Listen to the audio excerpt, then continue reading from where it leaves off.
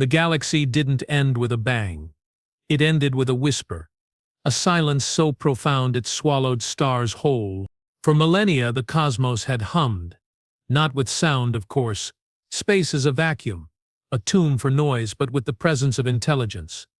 The great chorus, the ancient archives called it, a symphony of hyperwave transmissions, quantum entanglement bursts, subspace ripples, and the subtle gravitational signatures of vast, moving civilizations.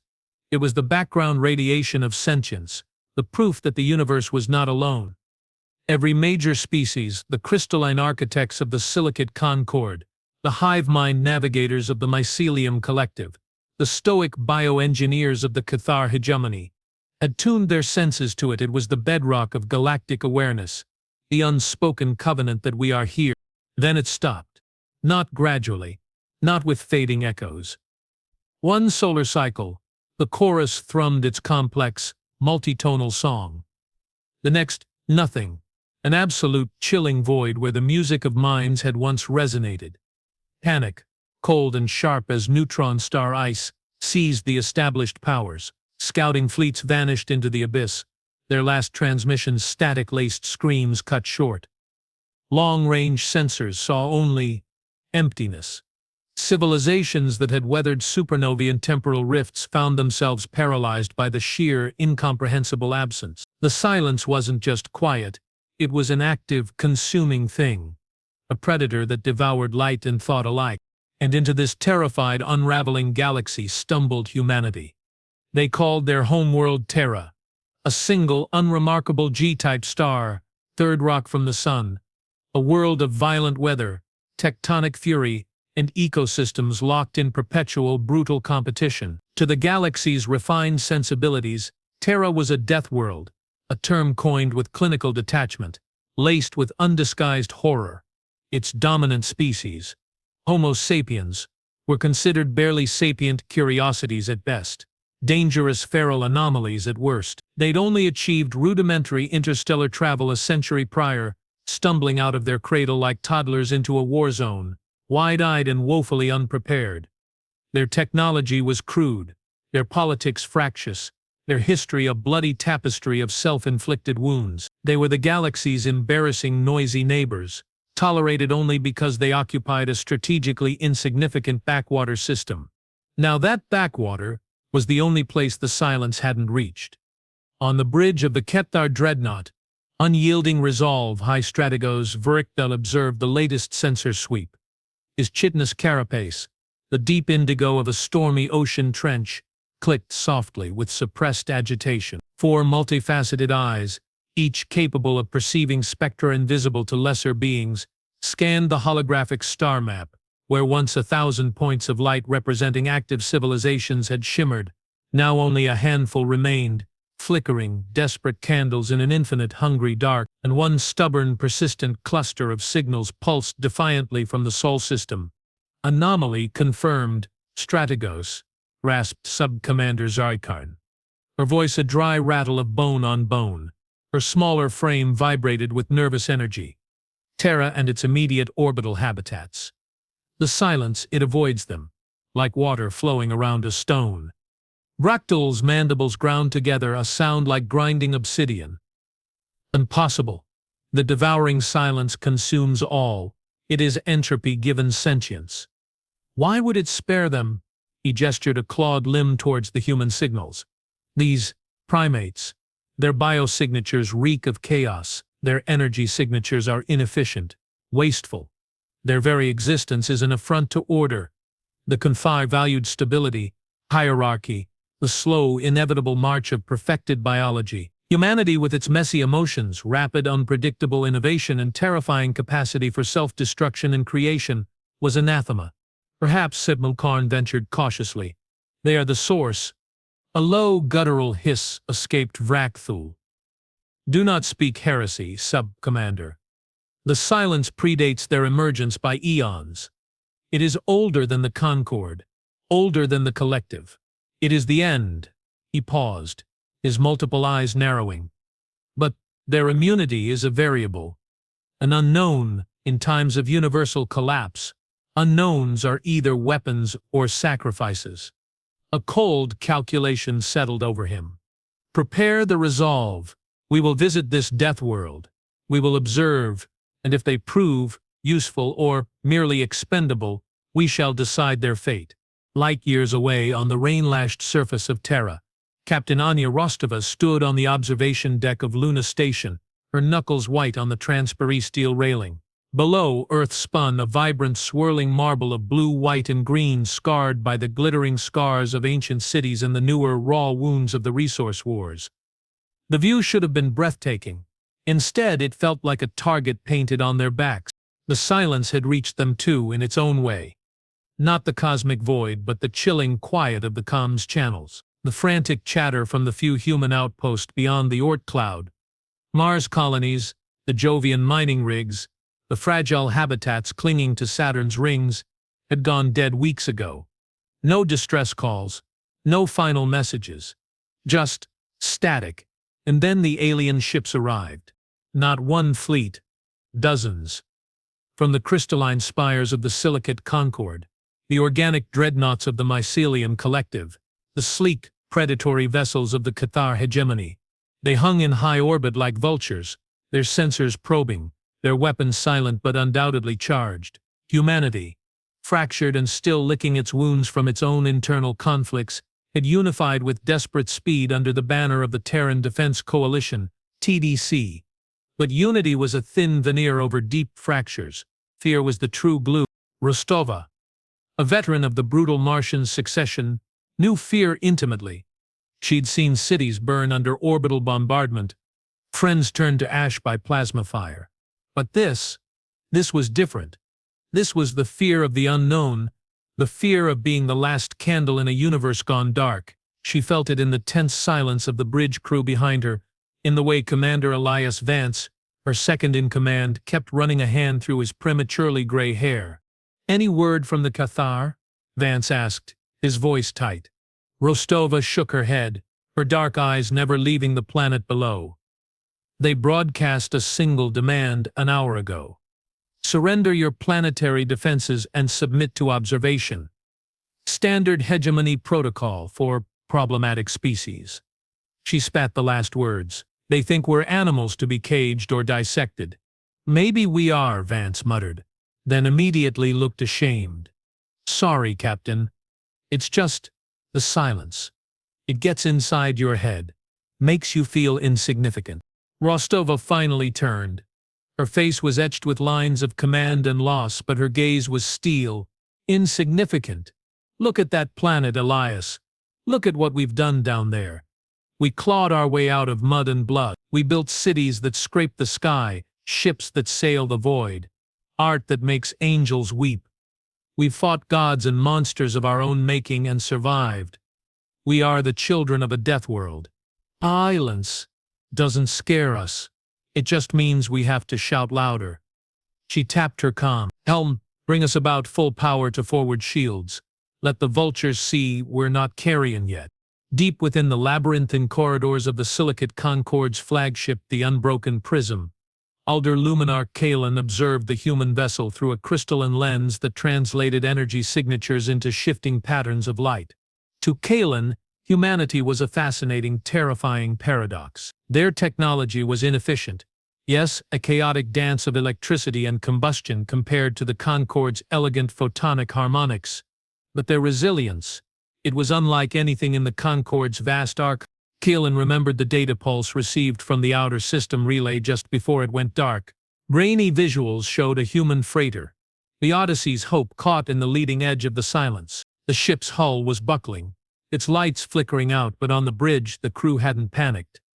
They'd rerouted power through jury-rigged conduits, patched hull breaches with sealant foam and sheer will, and fired their pathetic kinetic cannons not at the encroaching void, but at a nearby asteroid, using the debris field as a smokescreen to limp back towards Sol. They'd lost half their crew, but they'd lived. They'd adapted. "Chaos," Kalen murmured, the sound resonating through their crystalline form like a struck tuning fork. Unpredictable. Illogical. Yet potent. The Concord valued harmony, balance, the perfect resonance of form and function. Humanity was dissonance incarnate, and dissonance, Kalen realized with a shiver that ran through their facets, could shatter perfect harmony. Could it also shatter the silence? A subordinate crystal entity pulsed a query. Shall we initiate protocol subjugation? The Cathar moved to engage. Kalen's light patterns shifted, swirling into complex defensive geometries. Negative. Observe. Record. The Cathar seek to dominate. We seek to understand. There is a difference. But even as they spoke, doubt flickered within their core. Was understanding enough against the end of everything? The confrontation came not with a declaration, but with a violation. The Kuta dreadnought, unyielding resolve, detached a swarm of sleek obsidian interceptors. They moved with predatory grace, ignoring Luna Station's hails, ignoring the TDC fleet's defensive cordon. Their target was clear: the primary orbital defense platform, Aegis Prime, a fortress bristling with railguns and point defense lasers, humanity's last line of shield against the void. "Rakthal, you son of a vacuum!" Rostova roared over the open comm, her voice raw. "Break off. That's a sovereign Terran asset." The Cathar response was a burst of static, followed by Vrakthul's cold, multi-tonal voice. "Sovereignty is a luxury for the living, Captain Rostova. Your species' immunity is a resource. We will harvest it, or dissect it. Resistance is inefficient." The interceptors opened fire. Not with planet-cracking weapons, but precise, surgical strikes aimed at Aegis Prime's sensor arrays and communication hubs. They sought to blind and deafen humanity, to reduce them to the level of the silent, consumed civilizations. On Luna Station's bridge, alarms screamed. Vance barked orders, his face pale but set. "All batteries, target the lead interceptors. Shields to maximum. Rostova, we can't let them take Aegis." Rostova's mind raced. A full-scale battle here now against the hegemony? It would be suicide. But letting them cripple Aegis, that was surrender. And surrender on a Deathworld wasn't an option. It was extinction. Then, she saw it. A flicker on the tactical display. Not from the Cathar, from the silicate Concord fleet. A single, slender vessel, unlike the massive prism, detached and accelerated towards the engagement zone. It wasn't firing. It was broadcasting, a complex multi-frequency signal weaving through the Cathar comms, aimed directly at the interceptors. The Cathar ships faltered. Their precise formation stuttered. For a fraction of a second, their targeting systems glitched. It was all Rostova needed. "Vance, now!" Full broadside on the lead interceptor wing. "Target their maneuvering thrusters. Disable, don't destroy." Luna Station's main batteries flared, spitting streams of hyper-accelerated slugs, not aimed to obliterate but to cripple. The lead Cathar interceptors spun wildly, venting plasma, their attack broken. Rekthul's roar of fury echoed across the comms. "Concord, you interfere?" Kalen's calm, resonant voice answered, devoid of anger but heavy with finality. "We interfere with your ignorance. Strategos, this species is not yours to dissect." The silence consumes the predictable. Perhaps it fears the unpredictable. The Concord vessel, having delivered its disruptive signal, retreated smoothly back into the protective formation of the prism. A tense standoff settled over the Sol system. The Cathar interceptors regrouped, damaged but not destroyed. Aegis Prime was scarred but functional. Luna Station held its position. The Mycelium collective fleet remained ominously silent, their organic ships pulsing with a slow, unreadable rhythm. Rostova sagged back in her command chair, sweat cooling on her brow. They'd bought time, but the cost. The fragile, terrified unity of the alien powers was fracturing. The Cathar saw humanity as a threat to be neutralized. The Concord saw them as a puzzle, perhaps a weapon. The collective who knew. And the silence. The silence was still out there waiting. Then the comms officer's voice, thin with terror, cut through the bridge's exhausted silence. "Captain, long-range sensors. They're picking up something. Beyond the Ortag. Massive energy signature. Approaching it. Impossible." Rostova's blood ran cold. On the main viewer, the starfield beyond the alien fleet seemed to warp, not with the clean lines of a jump drive, but with a sickening reality-tearing distortion. And from that distortion, something vast and utterly alien began to emerge. Not a ship, not a fleet, a presence. A swirling vortex of absolute darkness that seemed to drink the starlight around it, radiating a wave of pure, mind-numbing wrongness. The devouring silence had found Saul, and it was hungry.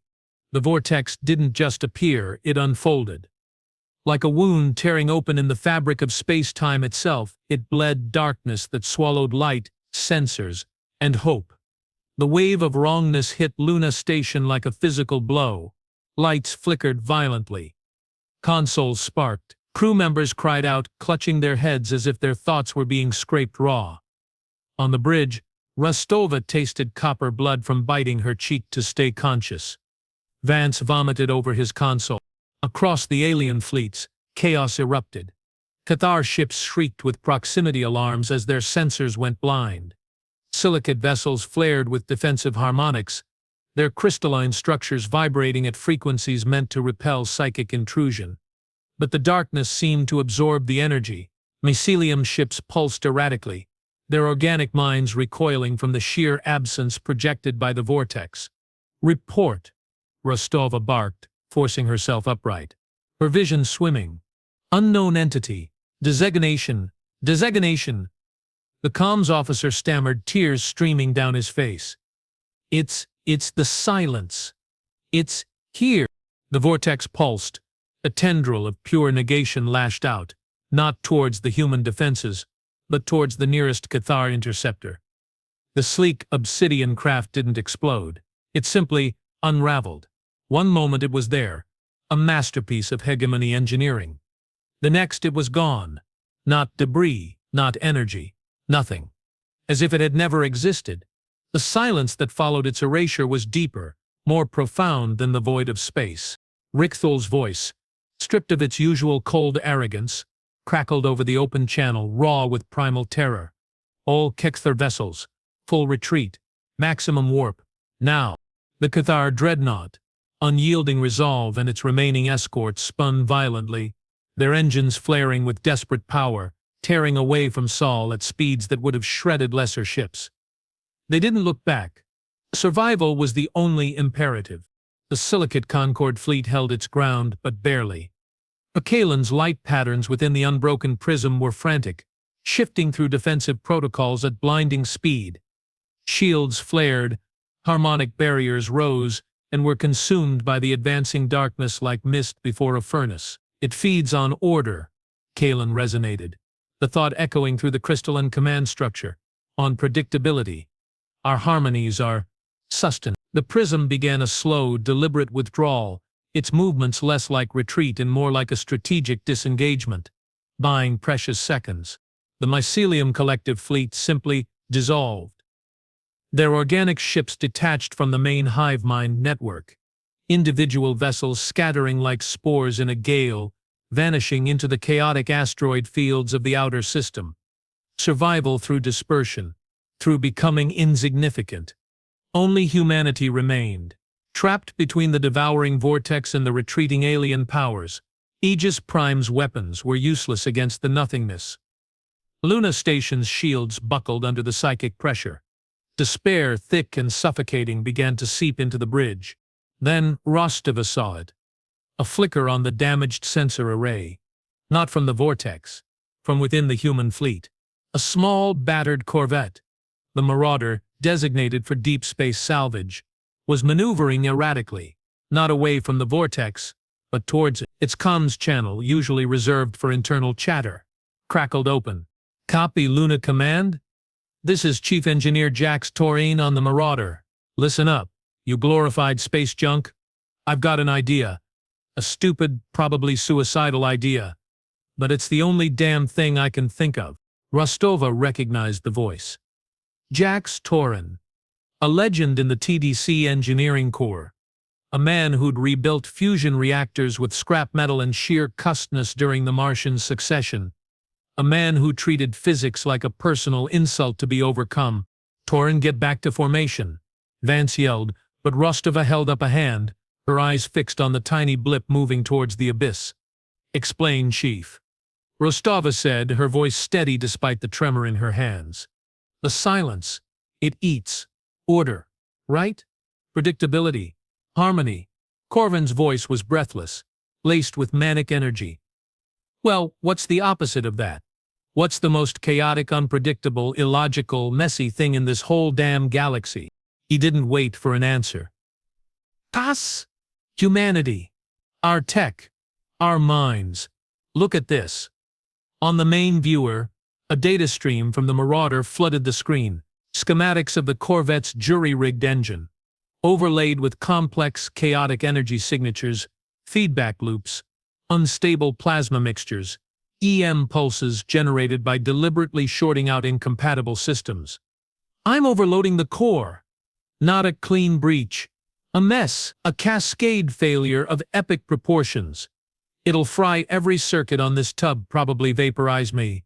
But the energy burst, it won't be clean. It'll be noise, pure, beautiful, chaotic noise. Rostova understood instantly. The silence consumed structured energy, predictable patterns. Torren was going to create a supernova of dissonance right in its face. Torren? Rostova began, her throat tight. Tell my kid I tried to be less of a screw-up, Cap. Torren interrupted, his voice suddenly softer. Human. Then the manic energy returned. All right, you big, ugly nothing. Eat this. The Marauder's engines flared one last time, not with controlled thrust, but with a violent, sputtering explosion of raw, uncontrolled power. The ship didn't just explode, it detonated in a spectacular, multi-spectrum burst of chaotic energy. EM, static, gamma rays, particle showers, all tangled together in a screaming cacophony of disordered physics. The wave of chaotic energy hit the leading edge of the vortex. For a heartbeat, nothing happened. Then the darkness recoiled. It didn't vanish, but it shuddered, its smooth, consuming surface rippling like disturbed oil. The wave of wrongness lessened, just enough. The psychic pressure on Luna Station eased fractionally. It hurt it, Vance gasped, disbelief warring with hope. The vortex pulsed again, angrier this time. It lashed out not with a tendril of negation, but with a focused beam of pure entropy. The chaotic energy wave dissipated, consumed. The Marauder was gone. Utterly. But the vortex. It hesitated. It seemed to study the point where the chaotic burst had originated. Rostova made her decision. All TDC vessels, fall back to lunar orbit. Concentrate fire on any point the vortex probes. Don't aim to destroy, aim to disrupt, create chaos, noise, anything unpredictable. It was a desperate, insane tactic, throwing rocks at a hurricane, but it was all they had. The human fleet, battered but defiant, formed a ragged defensive line around Luna. Railgun slugs, laser pulses, missile salvos, none designed for maximum damage, but for maximum variability. Firing patterns shifted erratically. Weapon types mixed. Ships executed wild, unpredictable evasive maneuvers. It was the antithesis of Cathar discipline, silicate harmony, mycelium unity. It was pure, unadulterated human chaos. And it worked. The vortex couldn't consume it efficiently. Each chaotic burst forced it to momentarily reconfigure, to expend energy just to process the dissonance. It advanced, but slowly, haltingly, like a predator wary of poisoned prey. The human fleet bought precious minutes, then hours, falling back step by bloody step towards the relative safety of Earth's magnetosphere. In the relative calm of the retreating unbroken prism, Elder Luminarch Kalen observed the human defense with a mixture of awe and profound unease. The data streams from their long-range sensors painted a picture of breathtaking, terrifying ingenuity. Humans weren't fighting the silence with strength or order. They were fighting it with madness, with the very qualities the galaxy had dismissed as primitive flaws. Their chaos is a shield, Kalen resonated to their inner council. A weapon forged in the fires of their Deathworld. They do not seek to impose order on the void. They embrace the disorder within themselves and hurl it outward. A new thought, dangerous and exhilarating, formed. Perhaps the silence is not the end. Perhaps it is a filter. and humanity. Humanity is the grit that jams the mechanism. But the cost was horrific. Human ships were being consumed one by one, not in clean erasures but in messy, agonizing dissolutions as the vortex adapted, learning to isolate and consume pockets of chaos. The Marauder's sacrifice was being repeated, over and over by smaller craft, by pilots flying suicide runs with overloaded reactors, by engineers jury-rigging weapons to fire unstable plasma. Kalen made a decision that would shatter millennia of Concord doctrine. Hail the Torren Defense Coalition flagship. Open a secure channel. Maximum priority. Rostova was covered in grime and blood, not all of it hers. The bridge of Luna Station was a shambles, half the consoles dark, the air thick with smoke and the ozone tang of overloaded circuits. They were down to a handful of functional ships, clustered protectively around the crippled station. Earth loomed large and beautiful below, a blue jewel under siege. The vortex was closer now, its edge lapping at the outer fringes of the magnetosphere. The chaotic defense was failing. They were running out of noise. "Captain," Vance said, his voice hoarse.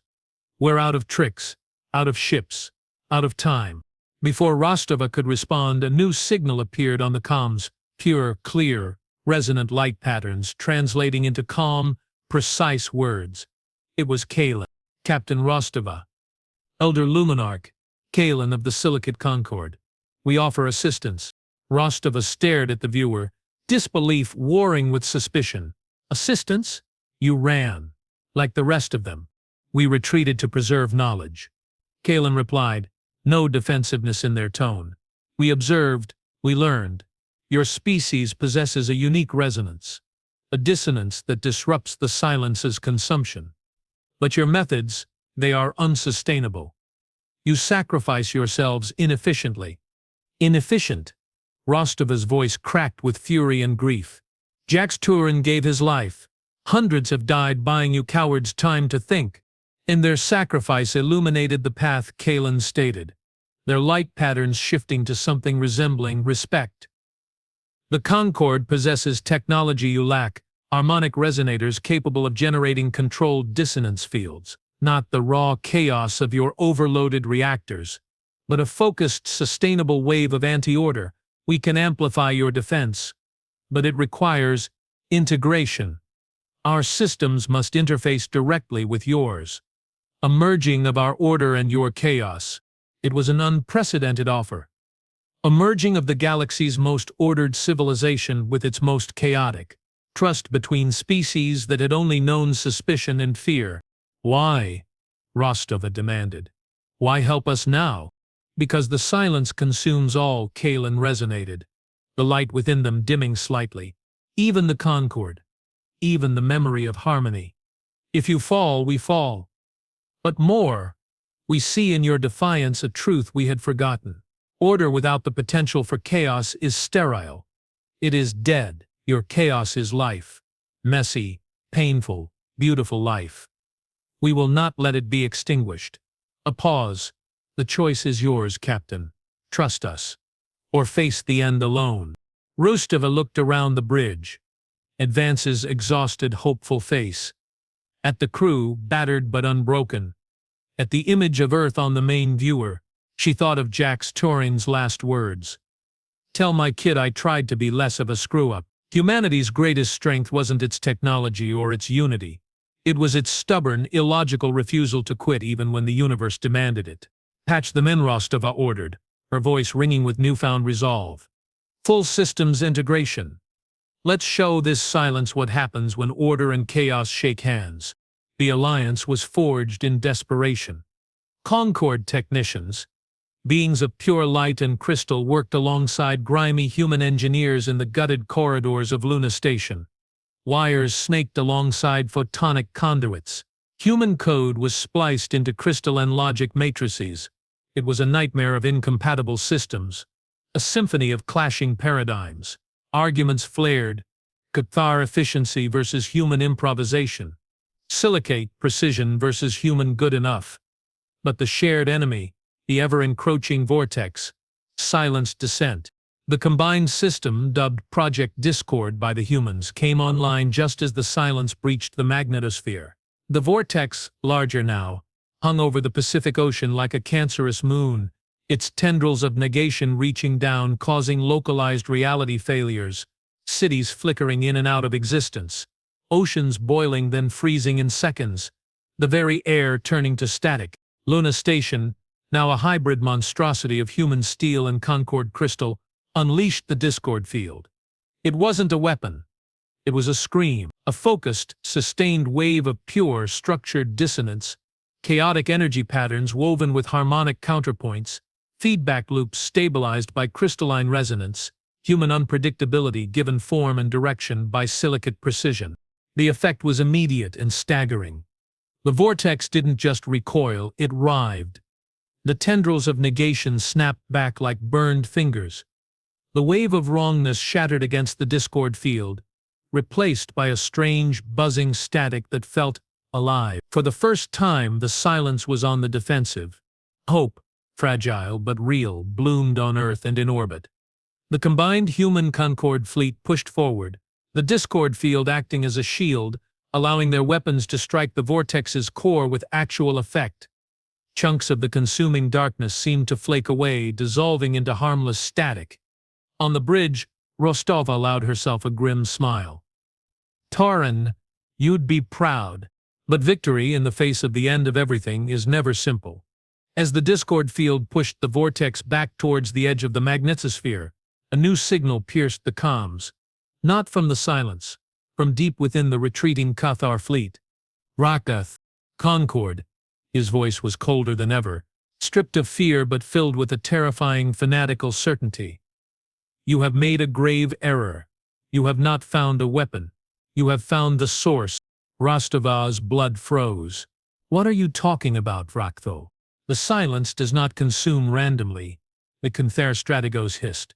It is drawn to potential, to the spark of true, unbound creation.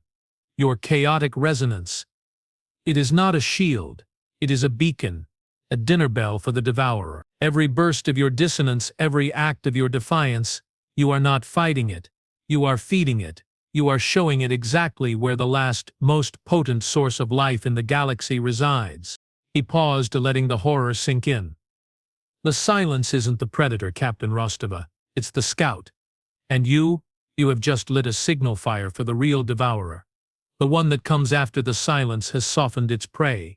On the main viewer, beyond the writhing vortex, the starfield began to warp again. Not one vortex. This time, dozens. Hundreds, a swarm of devouring darkness converging on Sol with terrifying speed. Drawn by the very chaos humanity had unleashed, the devastating revelation struck like a physical blow. Their defiance, their sacrifice, their alliance, it hadn't saved them. It had doomed them, and the entire galaxy along with them. The swarm of vortices descended like a plague of locusts made of nothingness. The single probing entity had been a scout. A taste. This was the main course. The Devourer's true hunger. The discord field, which had held back the single vortex, buckled under the onslaught. The combined human Concord fleet was scattered like chaff. Luna Station groaned under the strain, crystalline conduits cracking, human power conduits melting. The Pacific Ocean below churned violently, islands flickering in and out of existence. The sky over Earth turned a sickly, bruised purple. Despair, colder and deeper than the void, threatened to drown Rostova. Roxtrill was right. Their chaos, their life, their very existence was the lure. They hadn't fought the end. They'd summoned it. Then Kalen's voice cut through the panic on the comms, calm but urgent. Captain Rostova, the Strategos speaks truth, but not the whole truth. The Devourer consumes potential. Yes, but potential is not just life. It is choice. It is the possibility of defiance. The silence scours the predictable, the resigned. But the Devourer, it fears the unexpected. The act of creation in the face of annihilation. Rostova stared at the main viewer, at the swarm of darkness blotting out the stars. What are you saying, Kalen? We're out of chaos. Out of tricks. Not chaos, Captain, Kalen resonated. Their light patterns flaring with intense purpose. Sacrifice. Not the sacrifice of destruction, but the sacrifice of creation. The ultimate defiance. Understanding dawned on Rostova, cold and terrible. The prism, the unbroken prism, is not merely a ship, Kalen confirmed. It is the heart of the Concord. It contains the sum of our knowledge, our history, our harmonic resonance. All of it to overload its core, not with chaotic energy, but with a final focused burst of pure, unadulterated harmony, directed into the Devourer's swarm. It was suicide on a galactic scale. The Concord's entire legacy, their very identity, would be erased in a single blinding note of perfect order. But that note, aimed at the heart of the consuming chaos, might just be the ultimate dissonance the Devourer couldn't process. A paradox, perfect order, used as a weapon of ultimate defiance. And us? Vance asked, his voice hollow. You must amplify it, Kalen said. Your chaos is the lens. Your will is the trigger.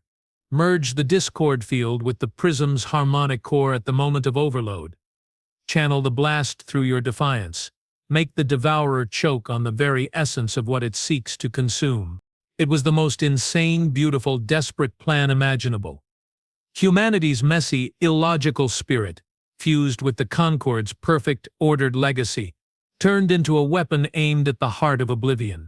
Tell your people, Kalen, Rostova said, her voice thick with emotion. Tell them thank you. There is no time for words, Captain, Kalen replied, a hint of something like warmth in their resonance. Only action. Prepare your systems. We converge on your coordinates. For the memory of harmony. For the future of chaos. For life. The unbroken prism, no longer retreating, turned its crystalline prow towards the heart of the Devourer swarm. It glowed with an inner light so intense it hurt to look at. A star being born in the void. Luna Station, battered and bleeding, turned to face the oncoming darkness, its hybrid systems straining to synchronize with the incoming harmonic wave. Rostova stood on the bridge, Vance at her side, the crew working with frantic, silent determination. Below on Earth, billions looked up at the bruised sky, feeling the world unravel around them, yet somehow, holding on. The spirit of the Deathworld, forged in fire and flood, refused to yield. Link established. The comms officer yelled over the rising whine of overloaded systems. Harmonic wave incoming. Discord field at maximum. On the viewer, the prism pulsed once. A silent detonation of pure structured light. Not an explosion of destruction, but an unfolding of existence. The wave of perfect harmony hit the discord field, and humanity shouted, not with weapons, not with engines, with will. Every human on Luna Station, on the surviving ships, on the flickering surface of Earth, they focused every ounce of their chaotic, stubborn, illogical defiance into that moment. They poured their memories of love and loss, their dreams of tomorrow, their rage at the injustice of oblivion, their sheer, bloody-minded refusal to be erased, into the conduit linking them to the Concord sacrifice. The combined blast wasn't light or sound. It was meaning, a tsunami of pure, unfiltered existence. The messy, beautiful, painful, glorious totality of life, hurled directly into the heart of the Devourer swarm.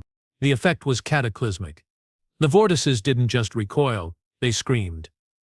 A silent, psychic shriek of agony that tore through the minds of every sentient being in the system. The perfect harmony of the Concord, amplified and given terrifying, unpredictable weight by humanity's chaotic spirit, was anathema to the Devourer. It wasn't just dissonance, it was an affirmation. A declaration that life in all its flawed, glorious complexity mattered. The swarm of vortices imploded, not consumed, but unmade. The darkness shattered like glass, dissolving into harmless stardust that glittered against the suddenly visible stars. The wave of wrongness vanished, replaced by a profound, ringing silence. But this silence was different.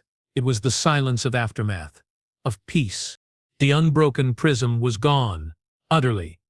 Not a shard of crystal remained. The Concord's legacy was sacrificed, its final act a gift to a species they barely understood. Luna Station was a wreck, drifting, power failing, but it was intact. Earth, scarred but whole, hung in the suddenly quiet sky. The stars were back, not just visible but singing, Faintly, hesitantly, the great chorus began to return. A tentative hum from a distant silicate outpost, a flicker of mycelium network activity. The Cathar fleet, watching from the edge of the system, held its position, stunned into silence. High Strategos Vrakthul stood on the bridge of the unyielding resolve, his chitinous plates trembling. He had witnessed the impossible. He had seen the galaxy's most chaotic, inefficient species not only survive the Devourer, but defeat it through an act of sacrifice and unity that defied all Cathar logic. He had seen the Concord, the epitome of order, willingly annihilate itself to empower the very chaos they despised. His belief in the inevitability of order, in the hegemony's right to dominate the weak, lay in ruins. The Devourer hadn't been defeated by superior force or perfect strategy. It had been defeated by something the Cathar had never valued: empathy, sacrifice, and the unbreakable spirit of a Deathworld. Slowly, deliberately, Rektikthul activated the ship-wide comm. His voice, when it came, was stripped of its usual arrogance, rough with something akin to awe. All Cathar vessels, powered-down weapons, signal the Torren Defense Coalition. Request permission to render assistance. He paused, the weight of the words settling on him. And signal the Mycelium Collective. Tell them, the silence is broken. Tell them, humanity speaks. On the crippled bridge of Luna Station, Nanya Rostova looked out at the restored starfield. Tears streamed down her face, cutting tracks through the grime. Not tears of sorrow, but of overwhelming, disbelieving relief and pride. Jack's Torren's sacrifice. The Concord's sacrifice. The countless unnamed dead. They had bought this moment, this fragile, hard-won peace. Vance placed a hand on her shoulder. "We did it, Captain." Rostova shook her head, a small, sad smile touching her lips. "No, Elias. They did it. We just," shouted loud enough for them to hear. She took a deep, shuddering breath, the air tasting clean for the first time in months. "Hail, Earth. Tell them the stars are singing again." Weeks later, the solar system was a hive of activity. Their engineers, their movements stiff with unfamiliar humility, worked alongside human crews to repair Luna Station. Mycelium spores, carrying messages of gratitude and shared trauma, drifted through the orbital docks. The first tentative diplomatic envoys from the Silicate Concord, survivors from outposts who had witnessed the harmonic blast, arrived. Their crystalline forms dimmed by grief but glowing with newfound respect. Humanity was no longer the galaxy's embarrassing backwater.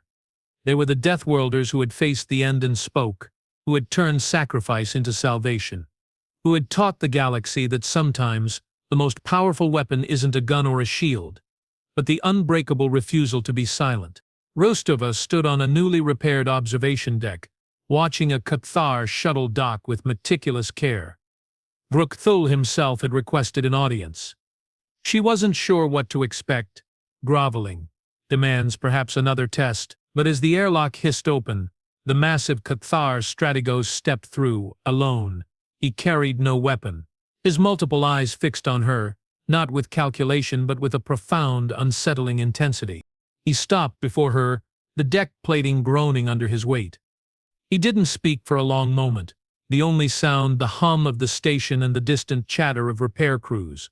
Then, with a slowness that spoke of immense effort, Rakthul lowered his massive, chitinous head, not a bow of submission, but a gesture of deep, hard-won respect.